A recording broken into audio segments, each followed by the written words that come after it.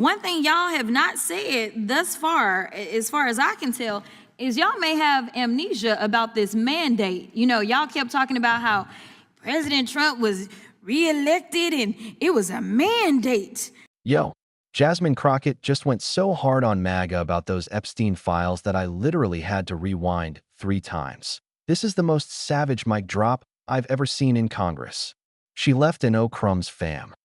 And y'all aren't talking about the campaign promises. The campaign promise that he made. You see, when we had the Democrats out there, we weren't promising anything about the Epstein files. For all I know, our DOJ was invested in making sure that they could continue to reveal other people that should be held liable.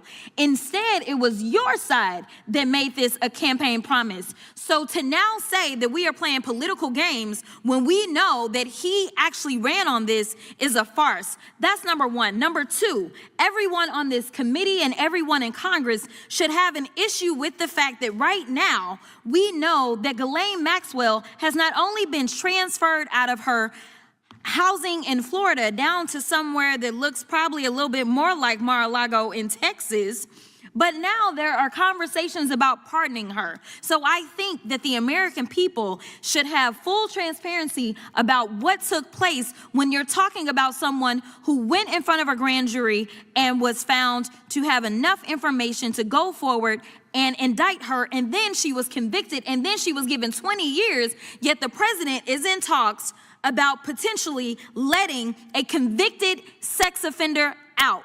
That's number two. Number three, I don't know if any of y'all took the time to sit down with any of these survivors, but let me be clear. These survivors have made it abundantly clear to us that there was cooperation at all levels of government, and they are talking about fake immigration papers. And they're talking about fake modeling agencies. For all we know, there are people that are still embedded in our federal government that allowed for this to take place, that were profiting from this. So yes, this is relevant to what we're talking about. The fourth thing that I want to say is I'm tired of y'all cherry picking one horrible event, because that's what y'all do. Y'all find one terrible situation that took place, and then you say that person's name and you wear it out and you make it political. The reality is this. I got a few names for you if you want to start going through names, and you tell me which one of these names you've decided to do any type of legislation behind. We've got Virginia Guthrie. We've got Annie Farmer. We've got Maria Farmer. We've got Courtney Wild, Michelle Licata, Jenna Lisa Jones, Jennifer Araz, Sarah Ransom, Shantae Davies, Carolyn Adriano. And the reality is that it's our understanding that there may be close to 1,000 victims of Epstein, Maxwell, and others. So stop playing these games and acting like you care about one particular situation. You take a situation and then you exploit what has happened to not only that person, but you exploit those families and you make it a game. Stop just throwing a random dead person's name on something for your own political expediency. If you want to start talking about actually solving something, then maybe we should go to the other campaign promises, the ones that allegedly gave y'all a mandate.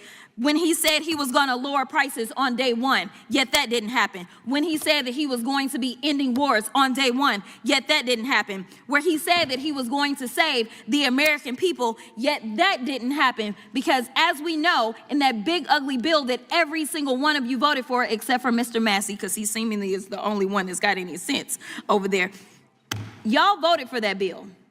And the last time I checked, it's driving us further into debt while kicking people off of their health care, in addition to making sure that billionaires, which I would not be surprised if we start to roll out those names, and a number of those same billionaires, because these weren't $2, well, they weren't $2 Johns. That's not what I got from the information. So stop telling us that you care. Show us that you care. Show those survivors that you care. Sign the daggone discharge petition, sit down and hear their stories, and then tell them to their faces that because your leader does not want to talk about this, that is who you have pledged your loyalty to and your fealty to, and you're not going to protect them, and you're not going to protect others that are suffering right now and others that will suffer in the future, and I will yield.